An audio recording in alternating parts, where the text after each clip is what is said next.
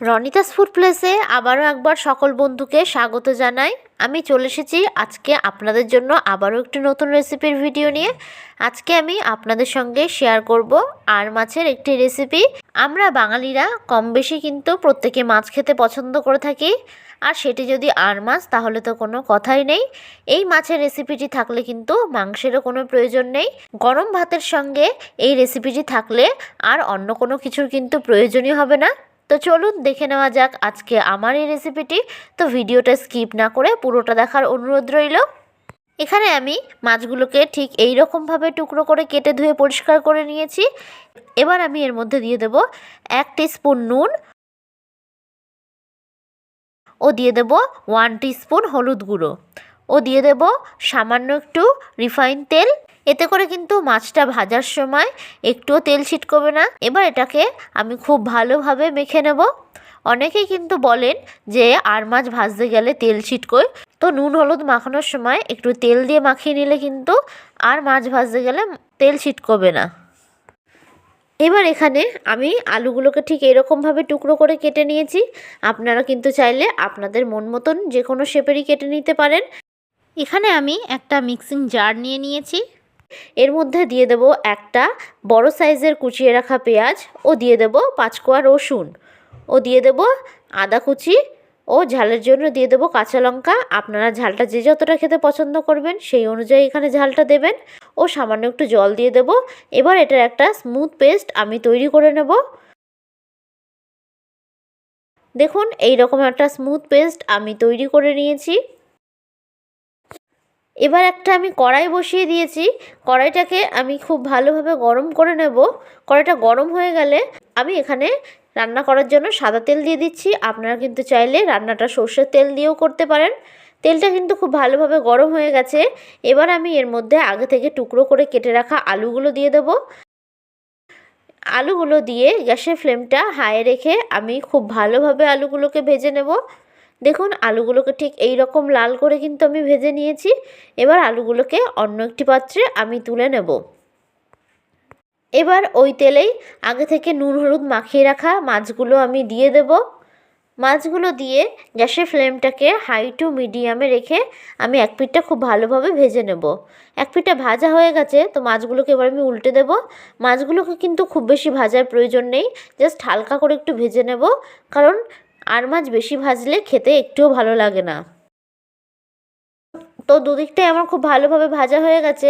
এবার মাছগুলোকে অন্য একটি পাত্রে আমি তুলে নেব। একই রকমভাবে বাদবাকি মাছগুলোকেও আমি ভেজে নেব। তো দেখুন এই মাছগুলো আমার ভাজা হয়ে গেছে। তো এই মাছগুলোকেও আমি তুলে নিলাম। এবার ওই তেলেই আগে থেকে যে পেস্টটা তৈরি করে রেখেছিলাম আদা রসুন আর পেঁয়াজের, সেটা দিয়ে দেব। পেস্টটা দিয়ে আমি বেশ কিছুক্ষণ সময় ধরে মশলাটাকে কিন্তু কষিয়ে নেব। অবশ্যই মশলাটা কষানোর সময় গ্যাসটাকে হাই টু মিডিয়ামে রাখবেন, কারণ হাইয়ে রেখে মশলা কষাতে গেলে কিন্তু পুড়ে যাওয়ার সম্ভাবনা থাকবে। মশলাটাকে খুব ভালোভাবে কষিয়ে নিতে হবে। মশলা যতই ভালো কষানো যাবে রান্নার স্বাদ কিন্তু ঠিক ততটাই ভালো হবে। দেখুন মশলাটা কিন্তু অনেকটাই কষে এসেছে। এবার আমি এর মধ্যে দিয়ে দেব 1 টিস্পুন জিরের গুঁড়ো ও দিয়ে দেব 1 টিস্পুন লঙ্কার গুঁড়ো ও দিয়ে দেব স্বাদ অনুযায়ী নুন ও দিয়ে দিচ্ছি আমি হলুদ গুঁড়ো ও সামান্য মিক্সিং জার ধোয়া জলটা দিয়ে দিচ্ছি। এতে করে মশলাগুলো পুড়ে যাবে না। এবার আবারও খুব ভালোভাবে মশলাগুলোকে আমি কষিয়ে নেব।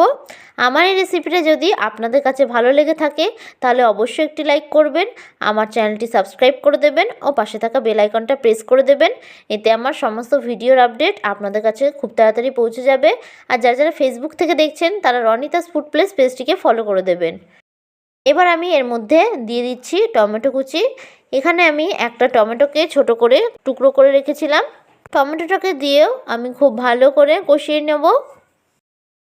তো এবার আমি এর মধ্যে দিয়ে দেব আগে থেকে ভেজে রাখা আলুগুলো। আলুটাকেও আমি মশলার সাথে কষিয়ে নিচ্ছি।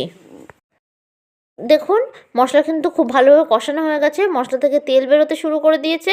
তো এই পর্যায়ে আমি জল অ্যাড করে দিলাম। আপনারা যে যতটা গ্রেভি খেতে পছন্দ করবেন সেই অনুযায়ী কিন্তু এখানে জলের ব্যবহারটা করবেন। এবার এটাকে ঢাকনা চাপা দিয়ে আমি 5 মিনিটের জন্য রেখে দেব। গ্যাসের ফ্লেমটাকে আমি এই অবস্থায় মিডিয়ামে রেখেছি। 5 মিনিট পর আমি ঢাকনা সরিয়ে নিলাম। আলুগুলো কিন্তু খুব ভালোভাবে সেদ্ধ হয়ে গেছে। এবার আমি আগে থেকে ভেজে রাখা মাছগুলো দিয়ে দেব।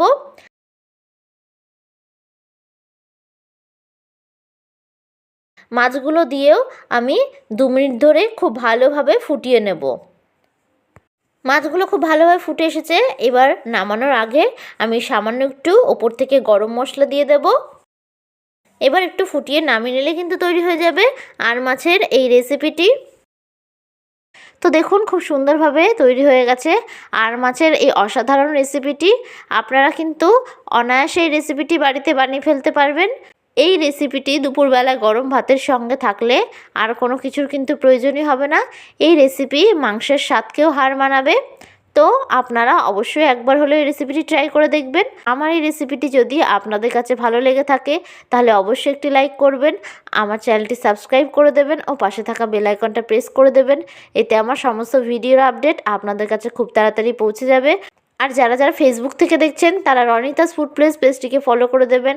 আশা করি আপনারা সকলে ভালো থাকবেন, সুস্থ থাকবেন। ধন্যবাদ।